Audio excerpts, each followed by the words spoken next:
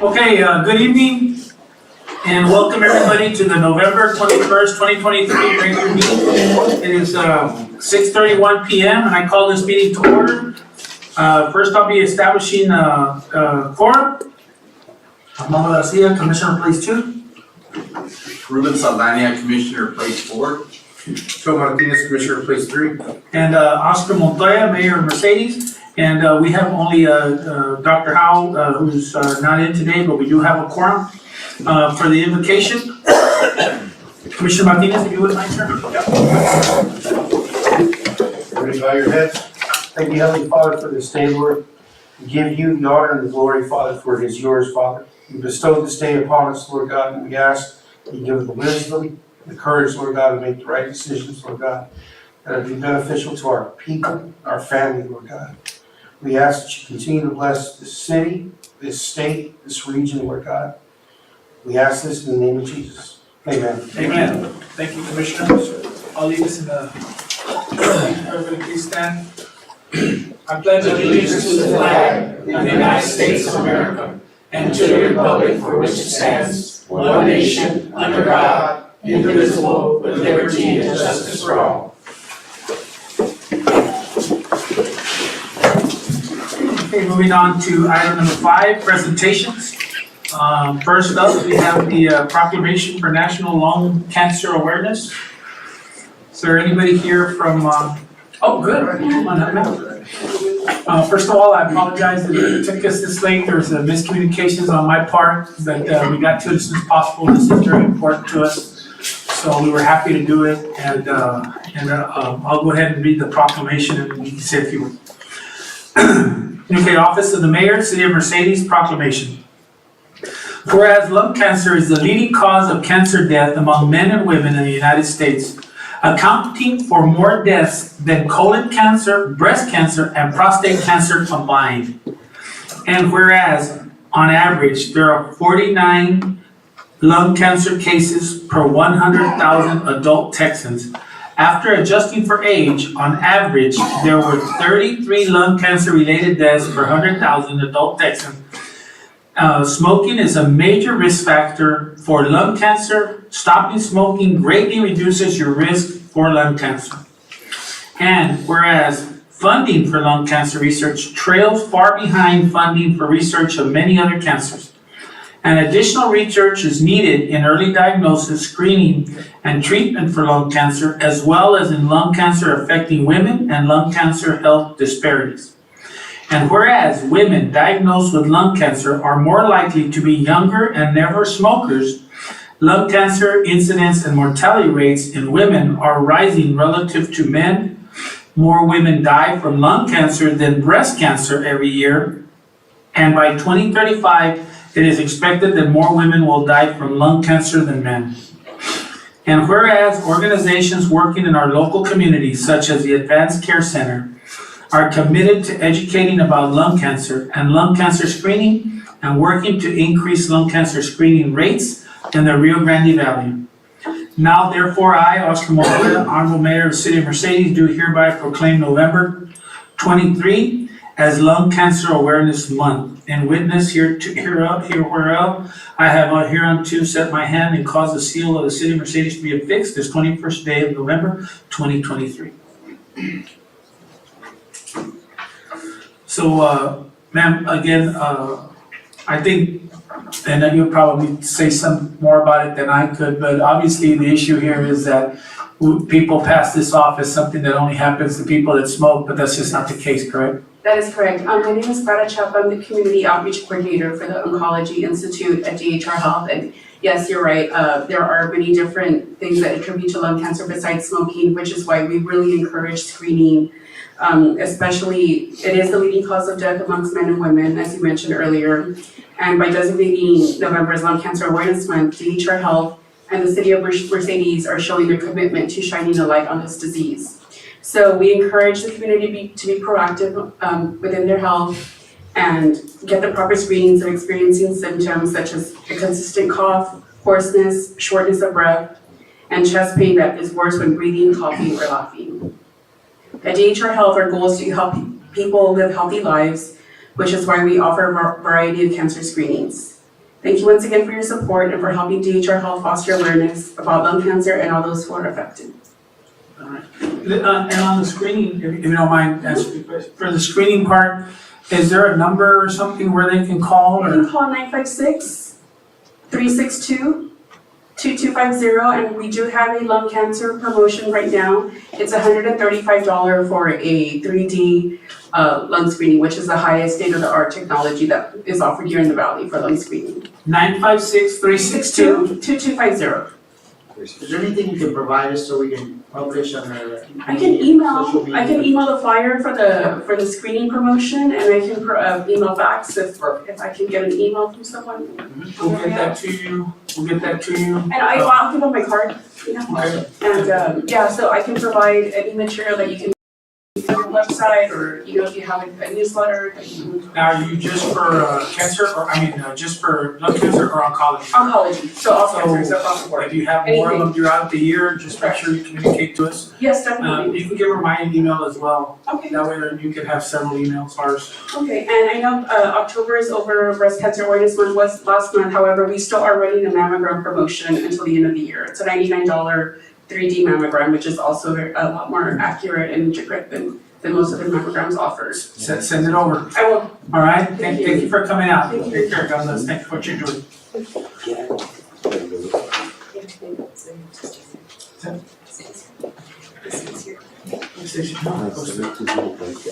Did you wanna, ma'am, did you wanna take this with you already?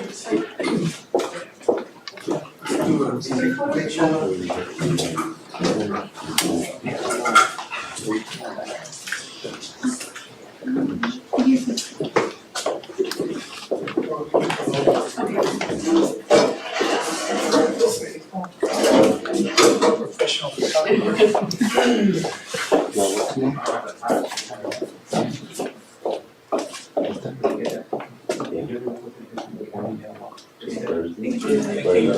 Please stay. I gotta find it.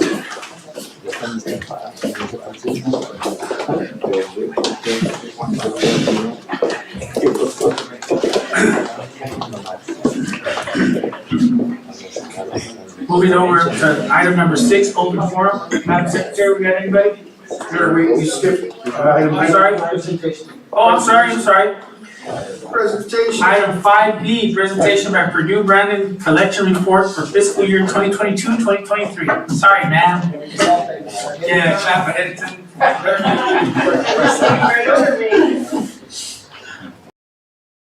Good evening, Mayor, City Commissioners, City Manager, and City staff. My name is Chanel Caso, I'm an attorney at Purdue Brandon. Here with me today is Romeo Cantu, our Communications Manager. Today I'm going to, we need to. That was my bad. We're on our website. Today I'm going to be presenting on our delinquent tax collections for the City of Mercedes from the time period of October 1st, 2022 through September 30th, 2023. Just a minute. Are we able to reset that? Looks like the cold front got to it. So our collection programs begins in our call center. And what we do in our call center is we make phone calls, we send letters, we conduct field inspections, and we do personal visits. Throughout this time period, we made contact with 2,110 people. Those are your taxpayers. We mailed out 3,364 letters, and we updated 311 addresses throughout this time period. And throughout this time, we also conducted 33 field inspections. What that means is we visited the properties, we posted a sign that said tax lien, and we left a tax statement in hopes of, and usually when we do these field inspections, because people are not answering the phone, or we once had contact and now we lost contact with somebody. So we want to know if someone's living on the property. We always give your taxpayer the option to get into a payment agreement at our office. During this period, 8 delinquent taxpayers entered into a payment agreement at our office, which consisted of $11,946 of base tax for the City of Mercedes. That's our cut. What was that? That's our share of whatever they may owe, or is that? That is what was owed to the city of Mercedes as base tax. And obviously, when I say base tax, we're excluding the penalties and interest. So a lot more was collected, but that's what the base tax. Okay. Filing a lawsuit is always our last resort. We always give the taxpayer an opportunity to come into our office and make a payment or get into a payment agreement. There are times when the taxpayer refuses to make a payment or refuses to get into a payment agreement, and so we have to resort to filing a lawsuit. During this time period, we filed 51 original petitions or interventions on behalf of the city of Mercedes. And that included $173,641. We also conducted 4 tax warrants during this time period. What that is it's an order from the court to go conduct a tax warrant. And tax warrants are conducted on personal property, which is inventory. So this is when we go to a business, we show up with the constable or the sheriff, and they conduct the tax warrant. The taxpayer has to either pay that day or surrender their inventory.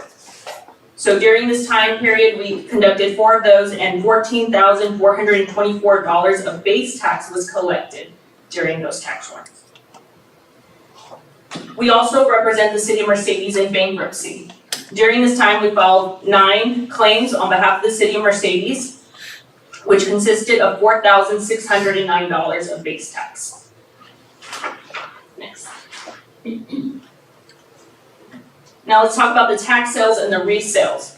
During this time period, 1 property was sold during tax sale, and that during that time period, we collected on behalf of the city of Mercedes $3,439. Obviously, having to sell someone's property is always going to be the last resort. We always try to get into a payment agreement and give the taxpayer as many options or opportunities before we have to resort to selling the property at a public auction. Also, during this time period, we sold 2 properties in the tax resale. And that means it wasn't sold at the first tax sale until it was struck off to a taxing entity, and we had to resell those 2 properties.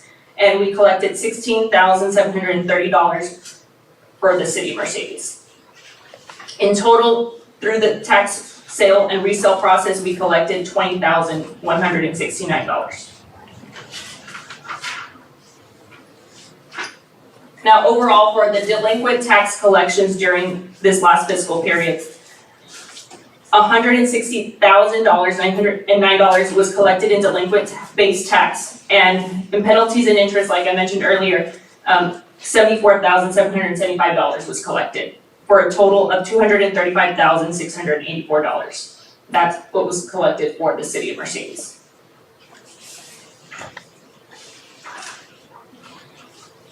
A tool that your taxpayers had since 2021 was the Texas Homeowners Assistance Fund program.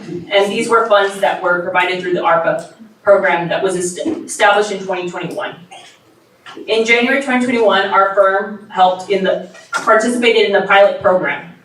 This program allowed homeowners to receive funds for past due mortgage payments, property taxes, and other fees. Obviously, there were requirements. Not any homeowner qualified. There were certain requirements that had to be done, and our firm assisted in that program. The next slide, please. For the city of Mercedes, from the start of this program in 2021, 202 households were assisted. And the total assistance that was paid out during the program was $1,162,163. This program has ended already, so your homeowners don't have this opportunity anymore to apply through this program. But any applications that were filed before it closed are still being processed.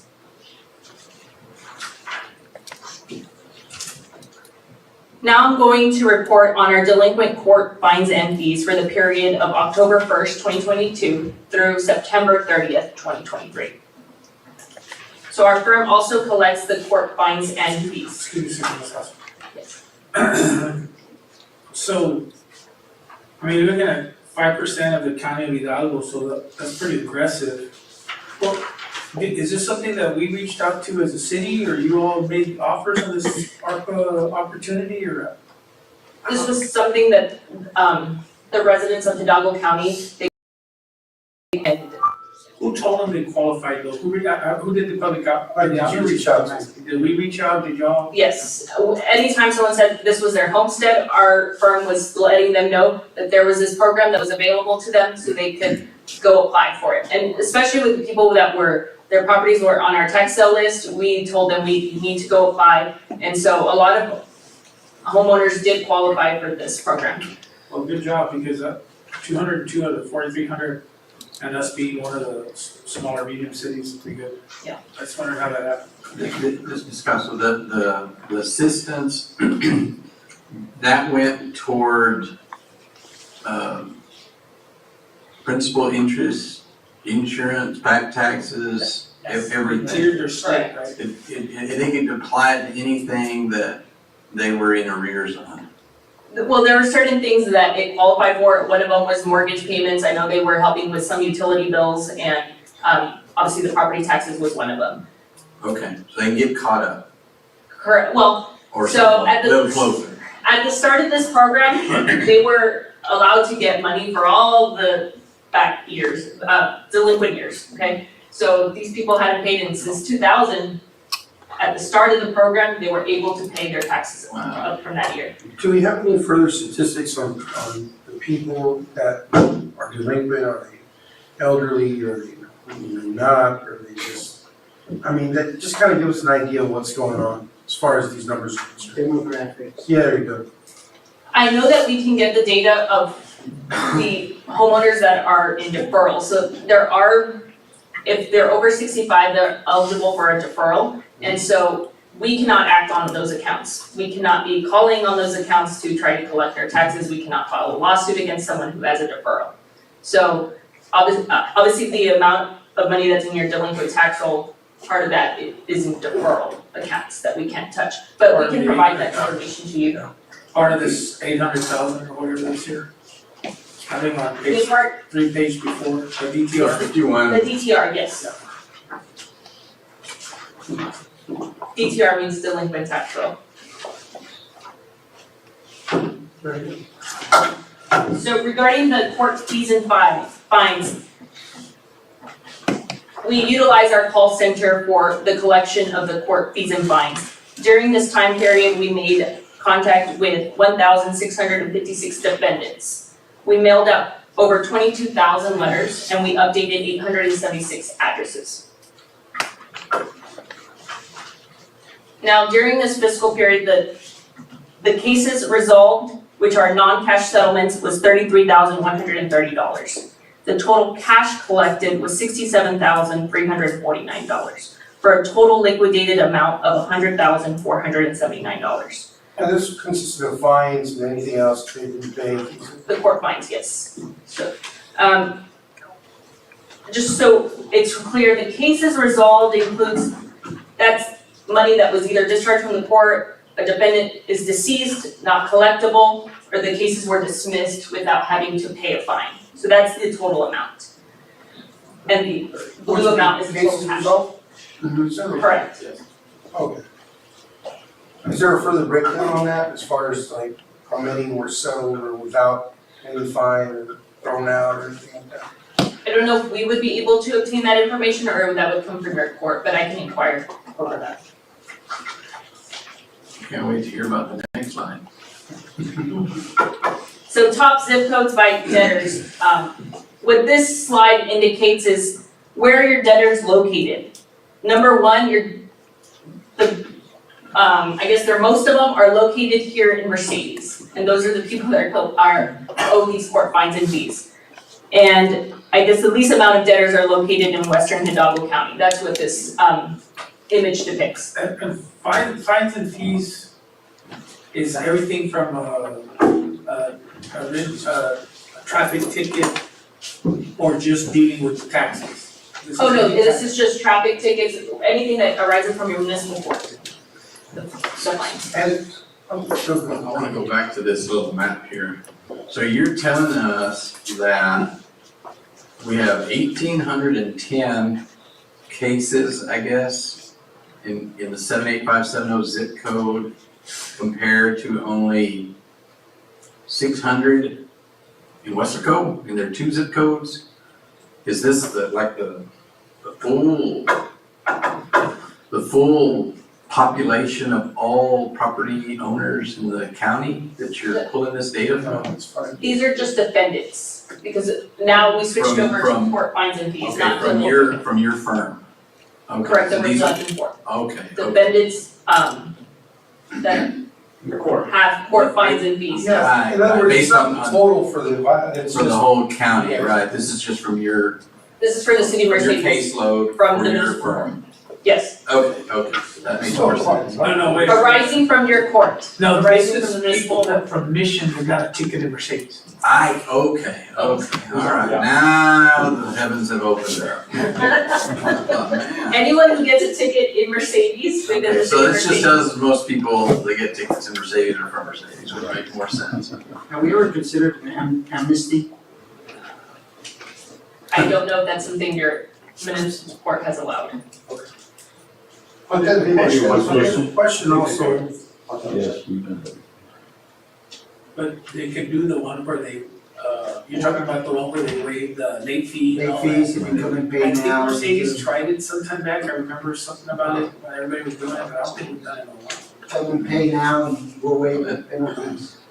I bet it cost them more than a library book would, but. There's 1,800 people that there's warrants for too. Right, let's go pick And them up. that's worth something. Pick up. Figure that out. If the sheriff's office could help us out with that. But nice to see so many Western We got our other Mercedes. Alright, thank you. So as you can see, your debtors are located all over the US. And that's what this image depicts here. wow, Okay.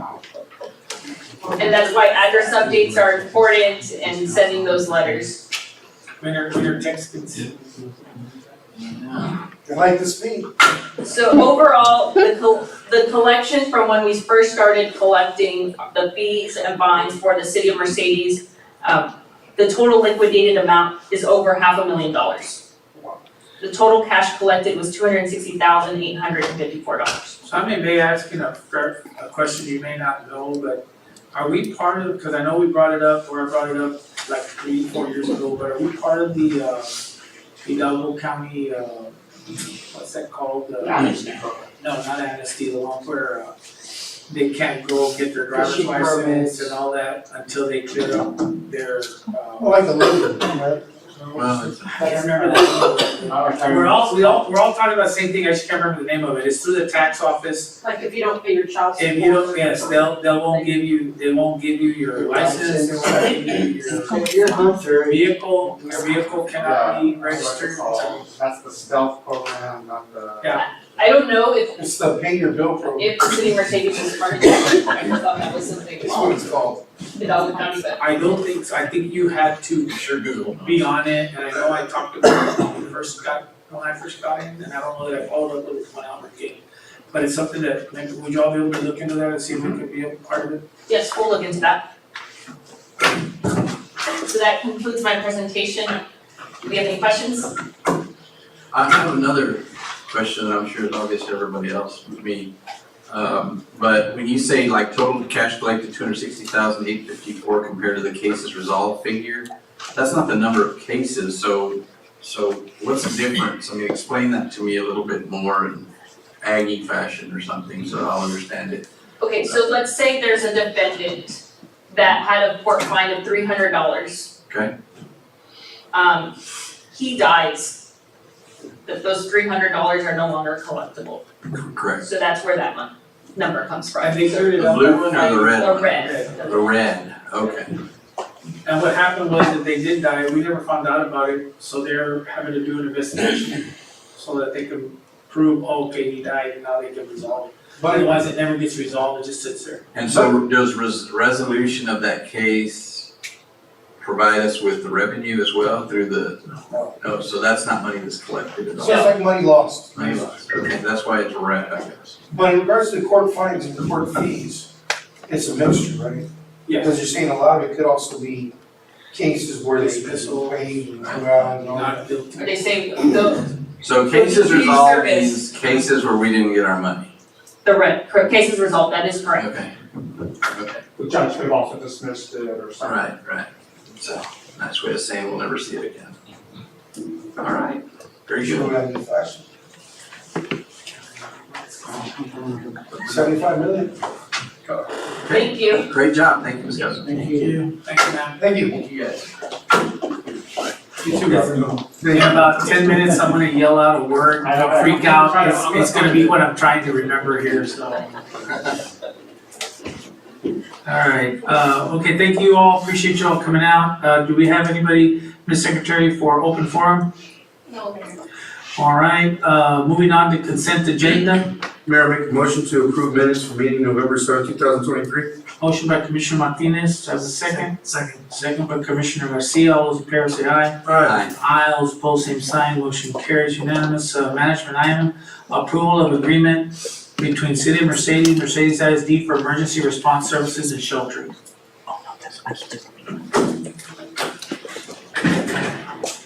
Mayor, this,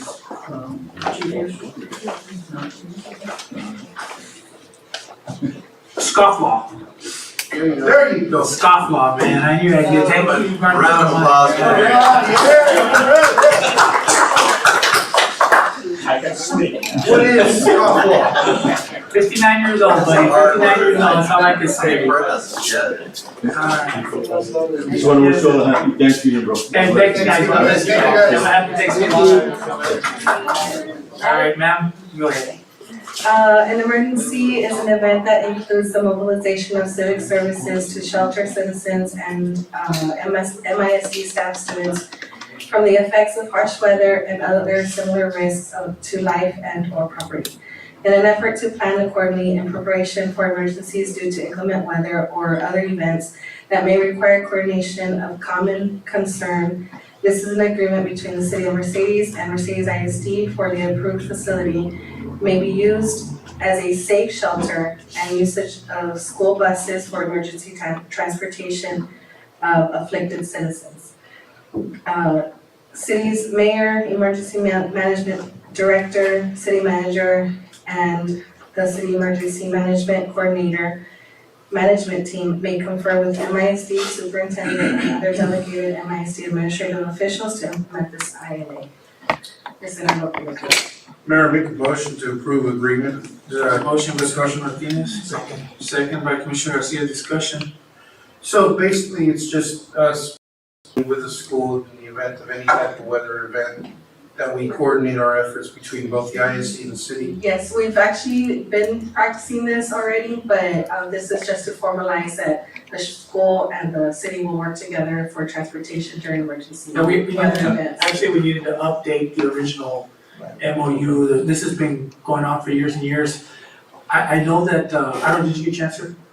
Commissioner? Yeah, no, I just wanted to. It's because I had something to say. Also, I know I conferred with the chief about how many of the schools we actually had by the Red Cross. Because I know when I was the emergency manager in my other life, at the time, this was many years ago in Mercedes, we had lacked identifying the buildings through Red Cross. And if we do that, if any damages occurs, one of us is gonna be on the hook, MSI, and I don't wanna cost our Mercedes Independent School District any more than us. So it would be unfair of us to call upon them to open up let's say the gymnasium and it's not covered and then we destroy their $30,000-$40,000 or $100,000 rather flooring and somebody's gotta be stuck with that. So I just wanted to maybe follow up with him, maybe in the next meeting, find out, just to settle my concerns that the Red Cross has, unless you already know. I'm not sure about the Red Cross, but the school district already approved this, No, the MOU is fine, so I'm following up past the MOU, I'm with the MOU, I'm about to call for a vote. What I'm saying is that as part of this MOU, I'd like to find out if we've already identified what schools we would use. Okay. And they have to be approved by Red Cross. in order for us to go through them and their liability coverage. If they don't approve that school, they won't cover our liabilities. That's all I'm just I asking. see what you're saying. Yeah, I'm just trying to make sure. So it insures in the event of any, Yeah, we can open up a gymnasium tomorrow. Yeah. And one of us would be on the hook for the cost of any damage. So in here, we are not holding the MISD, we're gonna hold them harmless if any cost, and if the Red Cross is overseeing the shelter, they're responsible for it. Yes. It's anything. And that's exactly my deal, is that if the Red Cross hasn't done the inspections, Yes. they're not gonna cover it. So we can put it here all day long. I read this and I asked for some changes. But if somebody doesn't follow up and go identify which buildings we can use, they have to be pre-authorized by the Red Cross. Then we won't be covered. We'll be on the hook. That's my concern. I can get you that information. Yeah. Okay. And that's valid, because if something does happen, it's not until after all the dust settles and is over with that you start finding out what is gonna be reimbursed and what isn't gonna be reimbursed and what's gonna be covered, and that's a wrong time to Yeah, find that out. and part of it is that the Red Cross are trained for that. So for instance, one year, when I was here, I'm not gonna mention the city, but we're in it, but we opened up the Knights of Columbus at that time. Well, the Knights of Columbus is a straight building, flat roof. That's a no-no in hurricanes, because that roof can collapse on you a lot easier than a that's pitched roof, right? And then you can have a flat roof, but there's gonna be a lot of walls like this, weight-bearing walls, and if you don't have that, so that's what they come in and inspect. So anyway, I just, for the benefit of all of us here, in case I croak or something and somebody's running it for me, that we're all on the same page, so thank you for that. All those in favor say aye. I- Aye, all those opposed say sign. Motion carries. Moving on to monthly reports, Public Works, Recreation Center, Library, Fire, City, Secretary, HR. Any reports? Any questions? I got, well, we hadn't seen anything on Public Works for a little while, so I was kind of curious. We got a lot of numbers and a lot of the work orders, which is good, has a lot of really good detail in it, but I just wondered if you could summarize maybe what they've been working on here lately and So, what's on the horizon. so there's a big push for getting a plan together for the rest of the year. Pothole repairs, curb scraping, alley cleaning, and preparation for hurricanes. So that we don't wait till, hurricane season and we're all of a sudden scrambling. So, and we have a new director, of course, he's trying to get his feet wet and trying to get some things set up that were not working. And so now you're starting to see some of that data. He is pushing on to go after the work orders that we have on the system and following up on it. I've been driving around a lot and seeing a little more of what they should be focusing on.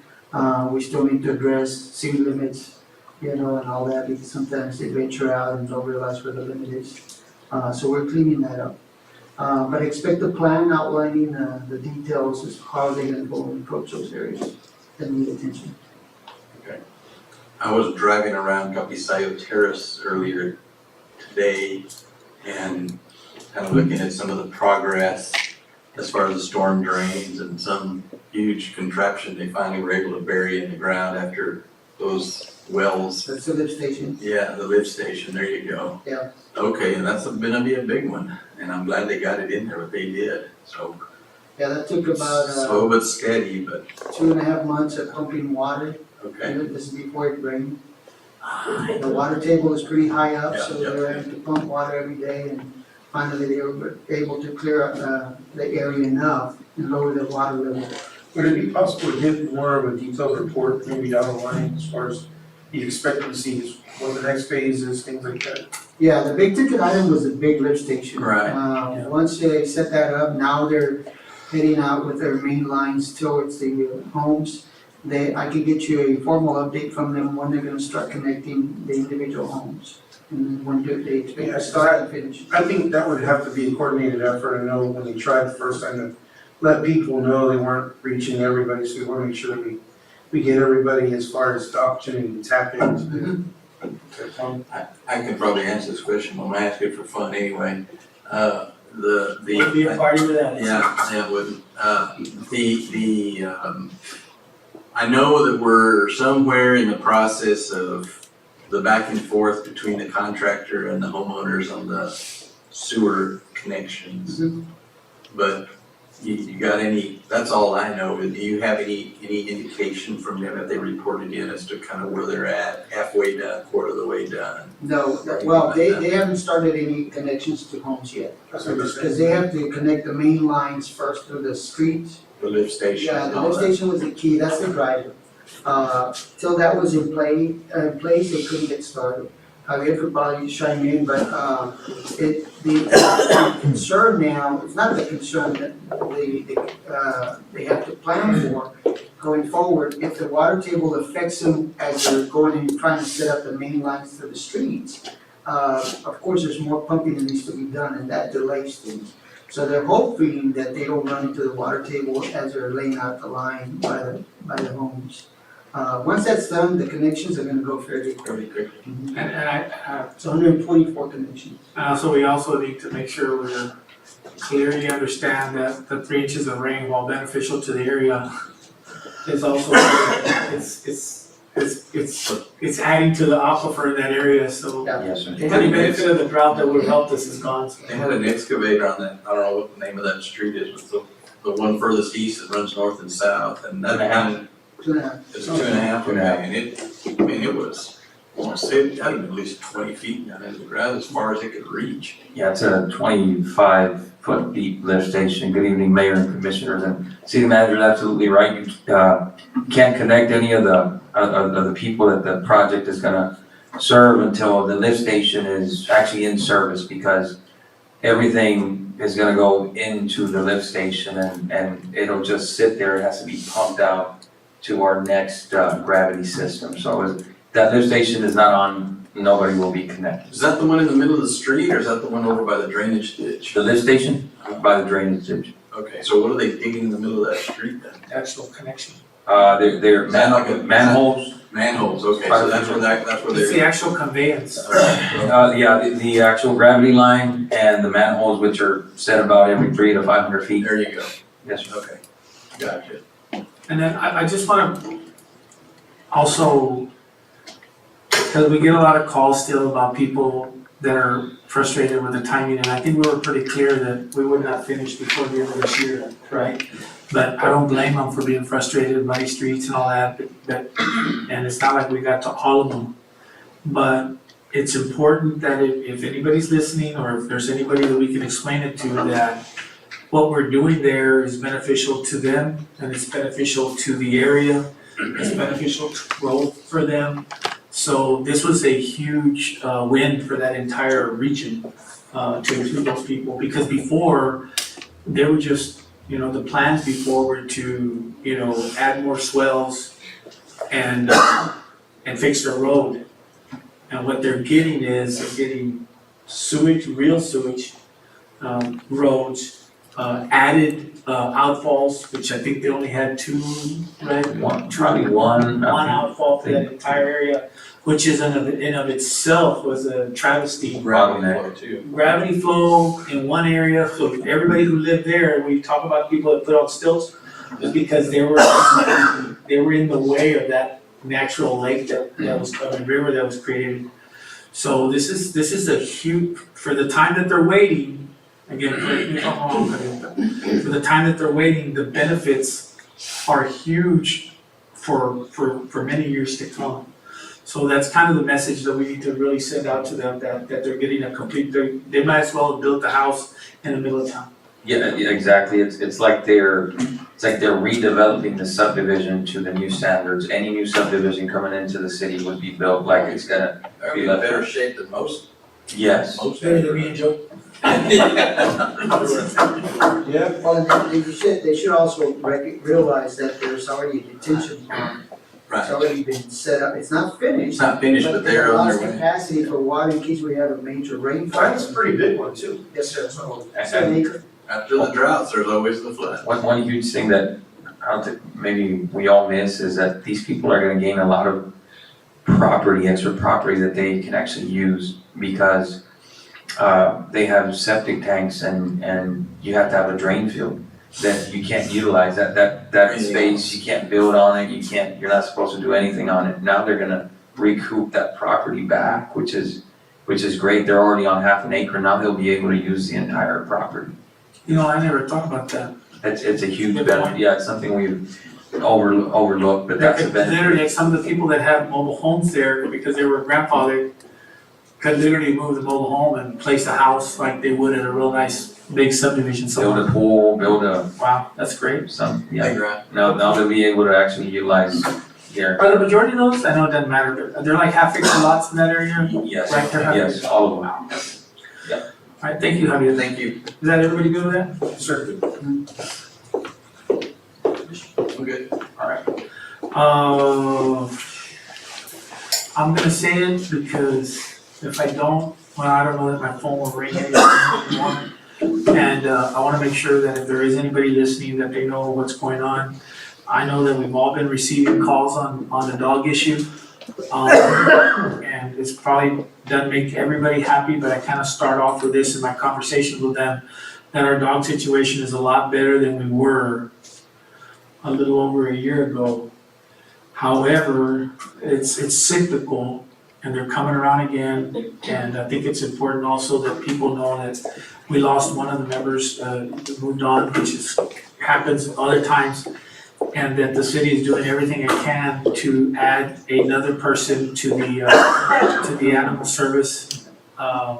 So it's not like we don't wanna do anything about it. I read on Facebook, somebody says, oh, Mercedes never does anything. That's just not true.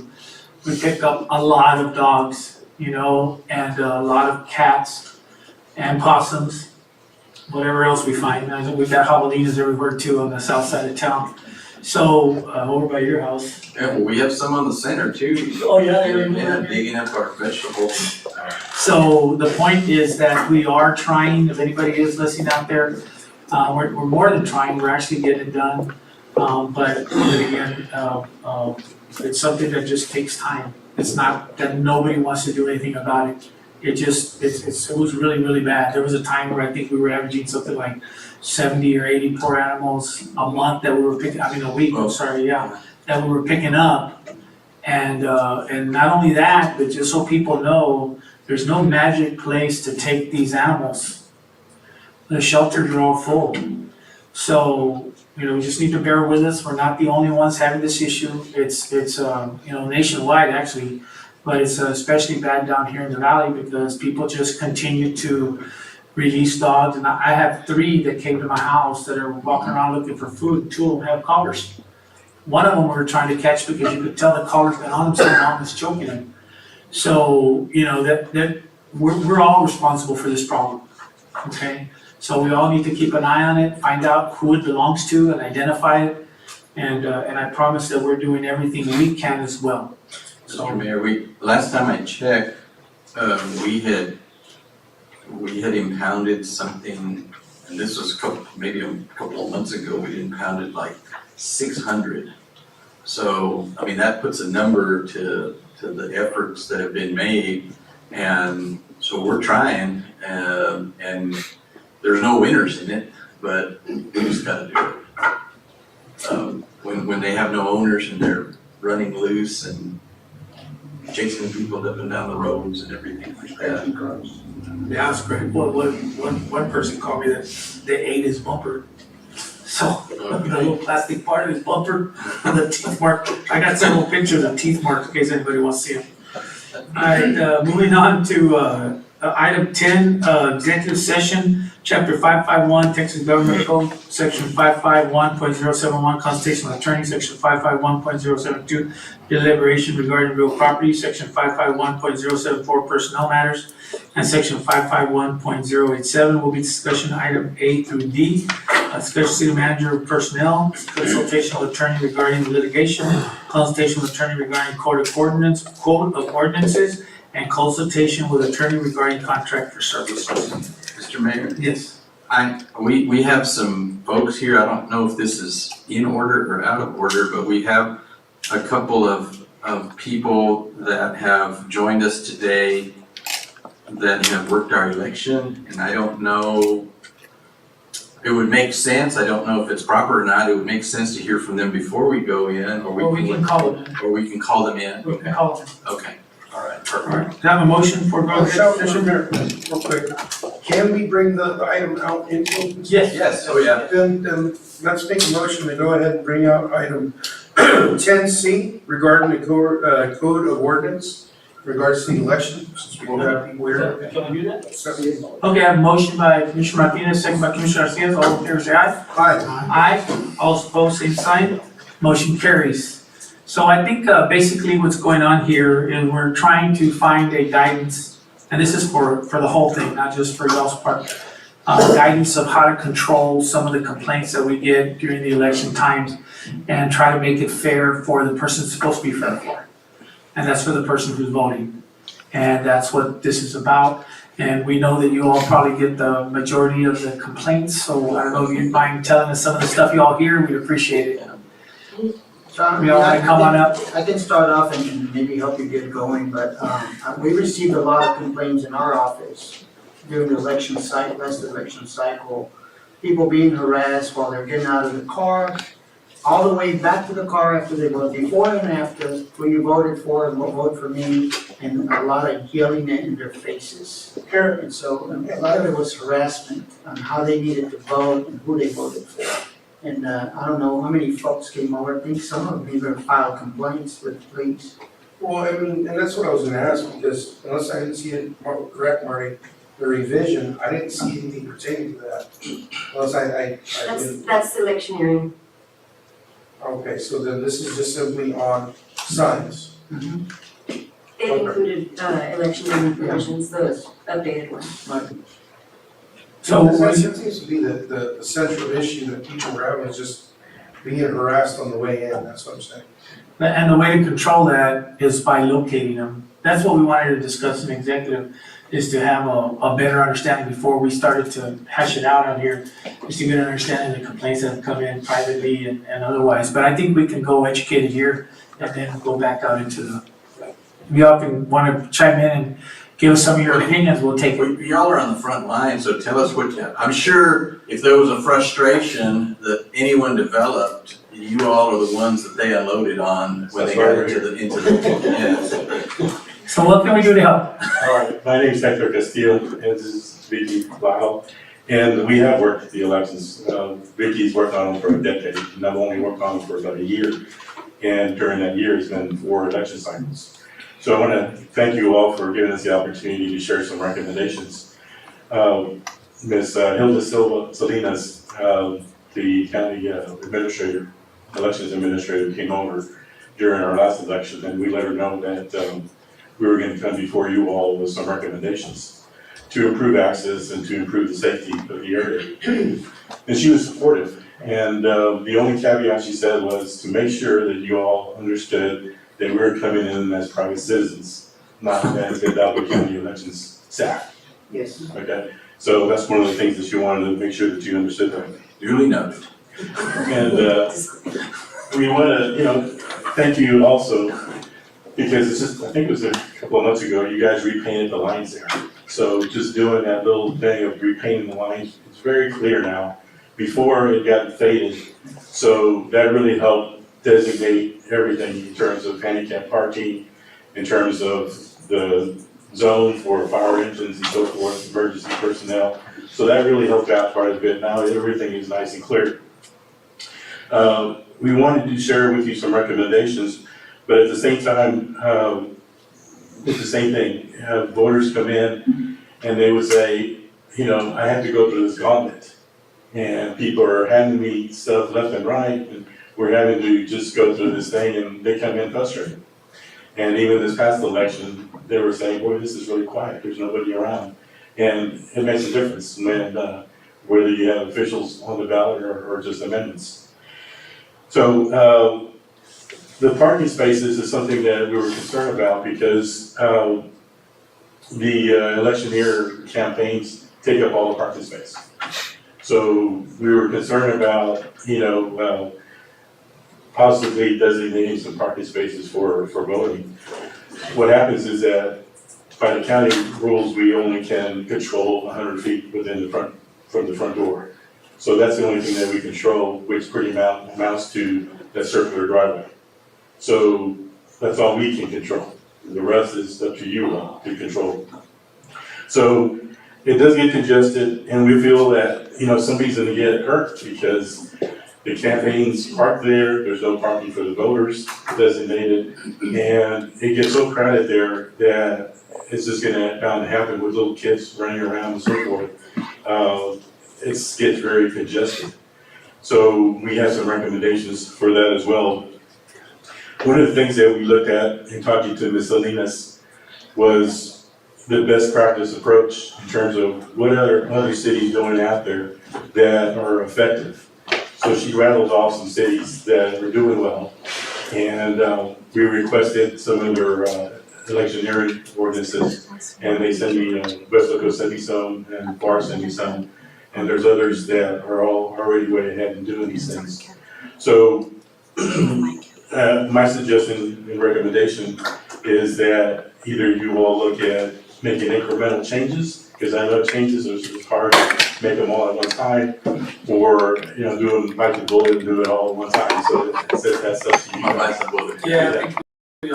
So, I'm gonna, with your permission, I'm gonna hand out just some notes, and Ms. Lyle will then go over some of our recommendations and also some of our experiences that she's had over the years.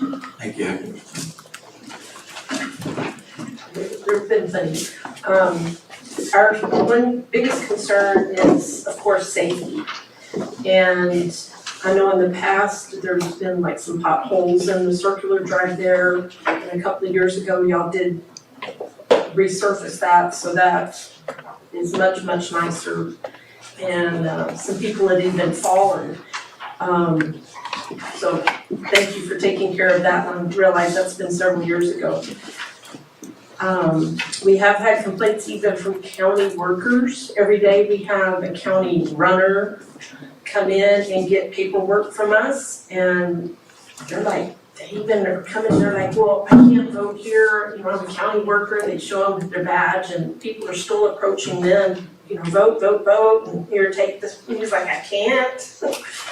And so, some of them are very aggressive, and like Hector said, a lot of voters have been coming in complaining, they don't even get a car, and they're there as they're opening the door. So, those are just some things that we've heard.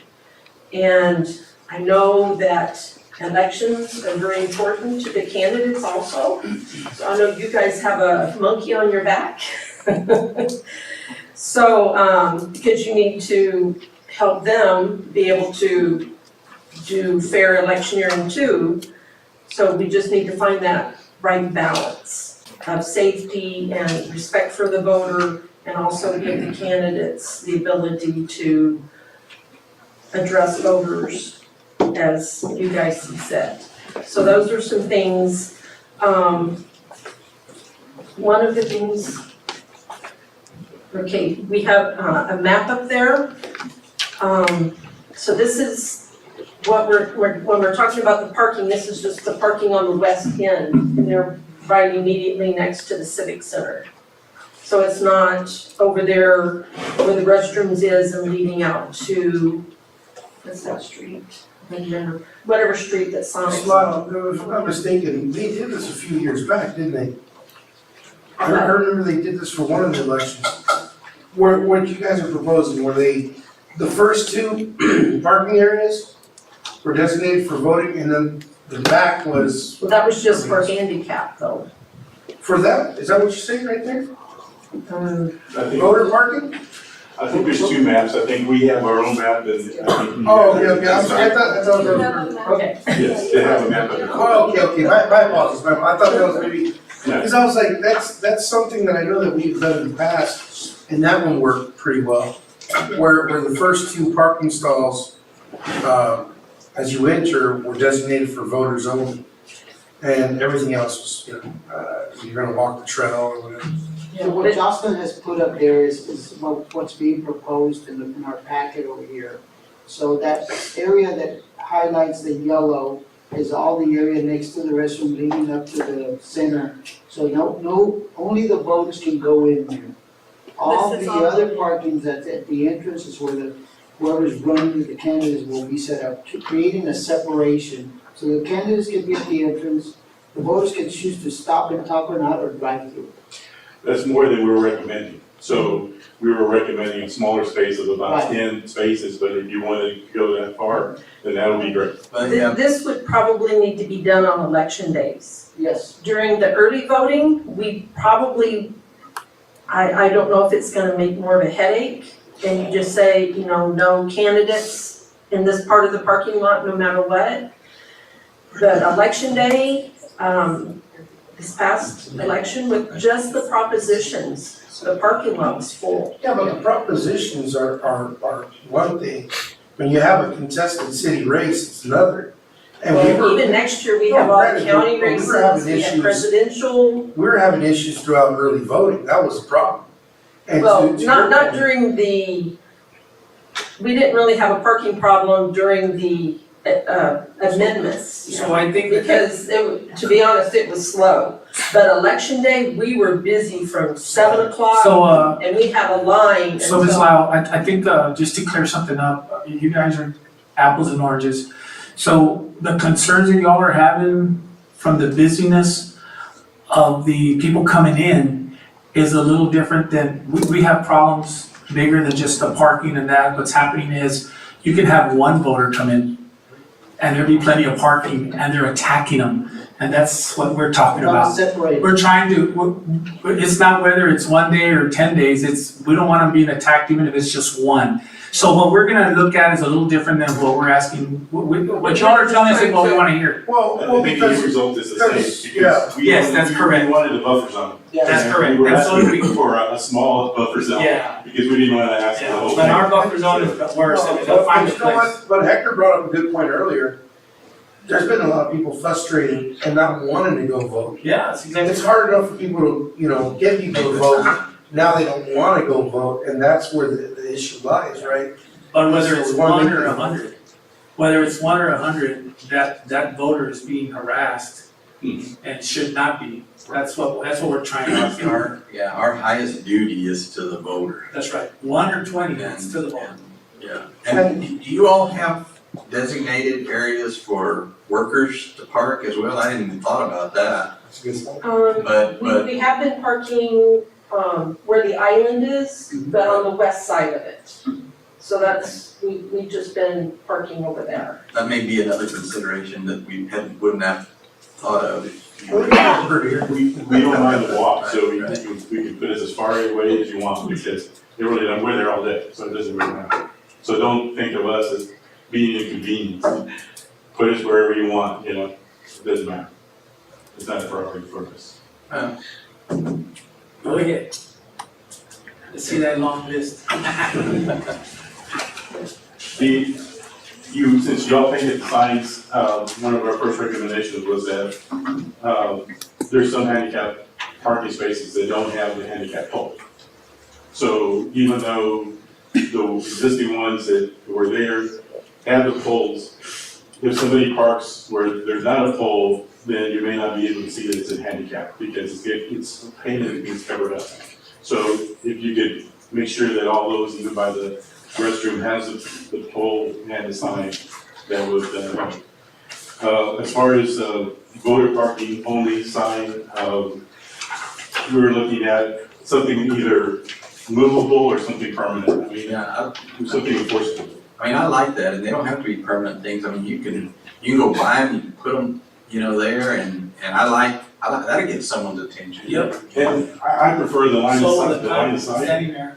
Well, they don't come, they're not there all day. Well, if I They understand, drive through and they drive out. They will- No, that's not, that wasn't necessarily so. What I understood from the officer was, before what we're doing, they had nothing to They do. couldn't enforce anything. So they couldn't force They were anything. parked there all day long, but they just couldn't. So by doing this, then they can go up to somebody and say, hey, if you're not here to vote, you need to move your car.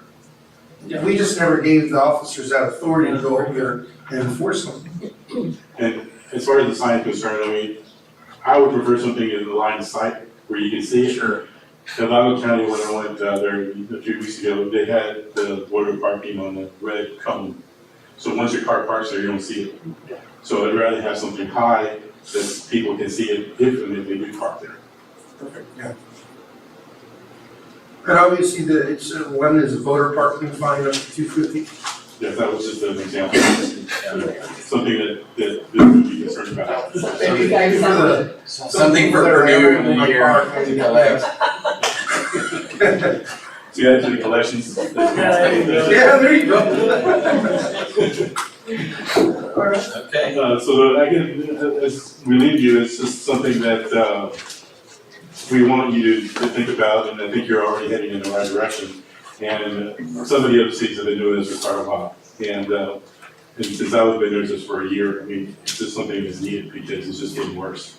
And it's gonna be really bad this coming February when, everybody's out there. And Westaco, as you can see, that this is from their ordinances that they approved, it's just an excerpt, and then also FAR. So in getting those ordinances, they weren't online, so we had to call and get the request from the city secretary to send us examples of that. Right, so Ms. Salinas suggested Far and West Dakota good examples of Yes, and what else? The actual Hidalgo County, you can go to the Hidalgo County Elections Department and they have, she said that their electioneering ordinance is online for anyone to see.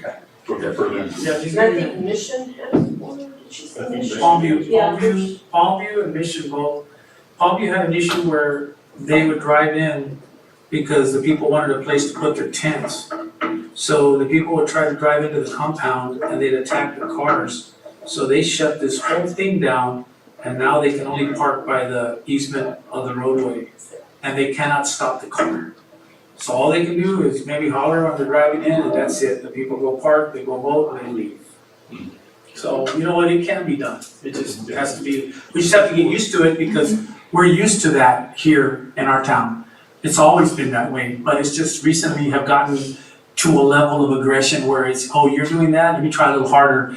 And now it's gotten to where, they're beating on their windows and stuff. It's just counterintuitive that you would yell at somebody and No then kidding. improve your chances of getting their vote, but still, it happens, so, and voters don't deserve it. And a lot of them felt real intimidated when they were approached, they were trying to get out the door and, the people are right there and they can't even get out of their car Sure. because, The gauntlet yeah.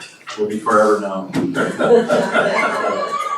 painted in orange. A big thing is safety, of course, too, because, people can be backing out and maybe, Sure. especially little You kids bet. might run behind the car or something, so if we can have a controlled environment there as much as possible, hopefully we would resolve any future So, mistakes. yeah, so again, best practices, they're already out there. So there was no point in recreating the wheel, look at what other cities are doing and modify it to here. And you're already there, in terms of the language to write it up. Thank you. Anything else? Nothing else? Thank you for Perfect, taking thank the you, time. thank you for taking the time. Appreciate y'all. I guess I do wanna reserve the right to discuss it also in executive. Is that already, because we already voted on it, right? So this is just something outside of that? It's just a presentation. All right, so do I have a motion to go in executive session? I'll make a motion. I have a motion by Commissioner Martinez, do I have a second? Second by Commissioner Garcia, all those in favor say aye. Aye. Aye, all opposed, same sign, we're in executive session, it is, I never got my clock. 7:35 PM.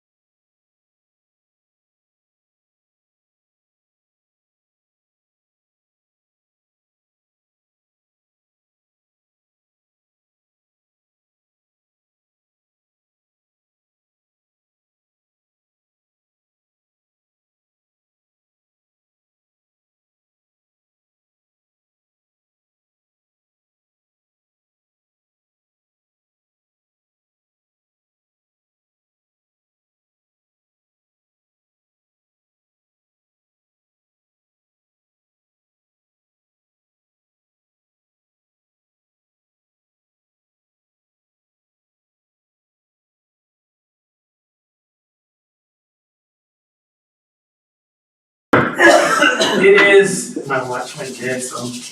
It is 8:55 PM, and I call this meeting back into regular session. We have item A, discussion with city manager regarding personnel matters. There's no action there. Consultation with attorney regarding update litigation, that's item B. I believe we don't have anything there either. Consultation with attorney regarding code of ordinances, I do believe we have something for that, right? Mayor, make a motion that we proceed as discussed with the, well, as discussed in the executive. We need to be specific to Yeah, that, that's what so I'm I'll check saying. that, right? Okay, I have a motion by Commissioner Martinez, do I have a second? Second. Seconded by Mayor Pro Tem Catania. All those in favor say aye. Aye. Aye, those opposed, same sign. Motion carries unanimous. Is there anything else on code of ordinances? No, sir. All right, item D, consultation with attorney regarding contract services. Do we have anything for that? You can move to proceed as discussed so that they can come back and do presentations. I move that we proceed as discussed in executive session regarding the contractor services discussed there. I have a motion by Mayor Pro Tem Saldana. Do I have a second? Second. Second by Commissioner Garcia. Any discussion? All those in favor say aye. Aye. Aye, all those opposed, same sign. Motion carries. Before we go, and I know we'll probably get in trouble with the attorney, but I want to say here real quick that we've got a letter from the Independent School District signed by Mrs. Chavez. And I'm going to go ahead and read the letter, take a little time, but I think it's important. Dear Fire Chief Campos, I hope this letter finds you well. I am writing to inform you that we would like to formally recognize and express our appreciation for the outstanding response of your EMS staff during a recent incident involving one of our students on October 25th, 2023. Nico Perez, medic, Abel Gutierrez, medic, Jacob Mercado, fire personnel, Martin Ramirez, fire personnel, and Ruben Melgoza, fire personnel. The dedication and professionalism demonstrated by your team played a crucial role in ensuring the well-being of our student. As a token of our gratitude, we would like to acknowledge their exceptional service during our meeting, and they did, on November 14, 2023. If anybody from the school board is listening, we appreciate it, and I know that we're already sent our appreciation to them as well. And we believe it is important to highlight the collaborative effort between our school district and our fire department, and we look forward to the publicly expressing our gratitude, and we agree with that 100%. Then we have, dear Mr. Perez, I'm writing on behalf of administration and school board trustees to express our heartfelt gratitude for the continuous support and collaboration we have received from the city of Mercedes. It is with immense appreciation that we acknowledge the significant contribution and partnership that have positively impacted our educational community. In times of crisis, the support of the City of Mercedes Police Department and Fire EMS Department has been invaluable to our school district. Their commitment to the safety and security of our students and staff has not gone unnoticed. And we are deeply appreciative of the collaborative effort between our educational community and the emergency response team. Their swift and effective actions during recent incidents has been truly commendable. Once again, we extend our deepest appreciation for your continued support. We look forward to further gathering our partnership and working together to create a brighter future for the student in Mercedes Independent School District, signed by Maria de Chavez, Superintendent of Schools. And I don't know if people didn't know or didn't see it in the news, we had a shooting right in front of a school. Thank God nobody was injured, but the work that was done by both our police and fire, to be honest with you, they assisted in some of the public roadway stuff. Also, we had help from the Sheriff's Department, SWAT team, and regular officers, and we had significant help from City of Wesco. So that's what they're commending us for. It's a great deal. And the other one has to do with a child in school. So we can't share too much about that other than our fire department responded very well in that time, and they wanted to recognize that. So Mr. Perez, please, on my part, and I'm sure for the commission as well, send our regards to both of those departments and thank them for a job well done, okay? Thank you for All right. sharing that. No problem. Did I get a motion? I think no, right? We have a motion to adjourn? Motion to adjourn? Motion by Commissioner Garcia, seconded by, well, I'll give, since Commissioner Martinez is so happy about his road, Commissioner Martinez is second. All those in favor say aye. Aye. Aye, all those opposed, same sign, motion carried, we are adjourned. It is 9 PM.